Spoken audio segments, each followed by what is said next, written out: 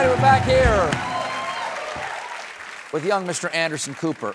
You've been covering the ceasefire deal in Israel and Gaza. At long last, the living hostages are coming home, and Palestinian prisoners have been returned. 20 hostages, the bodies of 28 were supposed to be returned. They have not yet been all returned. Oh, the remains of those hostages correct. who had died. Yeah. Yesterday, the president said if Hamas doesn't disarm, the U.S. will disarm them.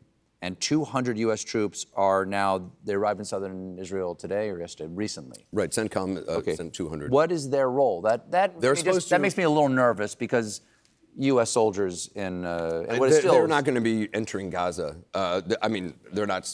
My understanding is that is not their role. What is the role? They're supposed to help oversee and kind of monitor the ceasefire, which makes sense. I mean, there's a lot of, this is an incredibly. I mean, first of all, what President Trump accomplished is remarkable and deserves credit for it. Absolutely.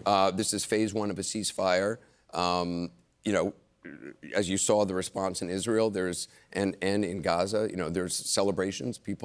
This has been an extraordinarily horrific 2 years, and for the people living through it on all sides of this conflict, it has been a terrible tragedy. The truly hard work is, what is in the next phase and the phase after that, and that's obviously a huge unknown already. Hamas is supposed to give up arms, they're supposed to give up power, they're supposed to be kind of a non-political caretaker government that's going to take over. Today, Hamas was executing people in the streets. They said there were parts of gang members, which very well may be the case, but we don't know the identity of the individuals who have been executed. But there's videos of them, shooting people in the streets. So the idea that they are just going to give up power, it remains to be seen. What happens, there's so many moving parts to it, it's incredibly complex. After 30 years of, 30 years at CNN at this point? Yeah, it's crazy. After 30 years of CNN, you've taken so many trips to report on the conflict over there in Israel and Palestine.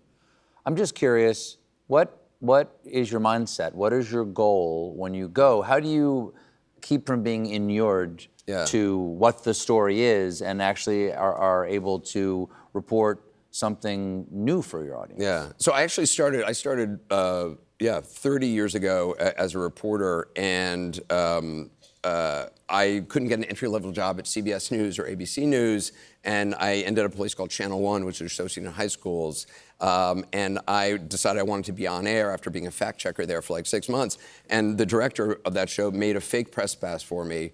I borrowed a video camera, like a home video camera. I bought 2 wireless mics at Radio Shack, and I just started going to wars.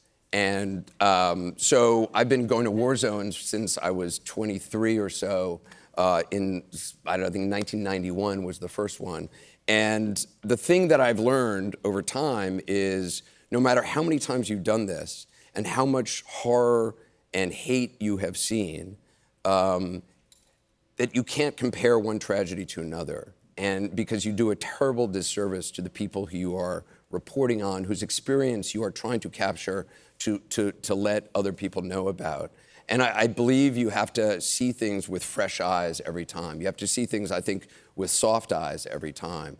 Just because... What do you mean by soft eyes? Well, just because you've been, just because I've been doing this for 30 years and I was in Somalia in the famine in 1992 and, saw horrific things there, just because I've seen that doesn't mean if I go, someplace now and I see, and some horrific thing has happened, that I can compare one to the other. Because for the people experiencing something now, this is the worst thing that has ever happened to them.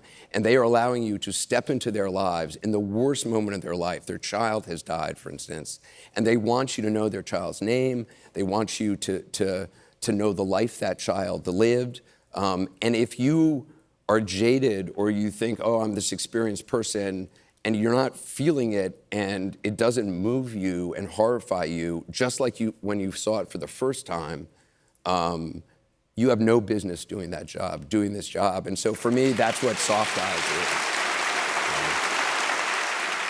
We have to take another break. We'll be right back with more Anderson Cooper, everybody.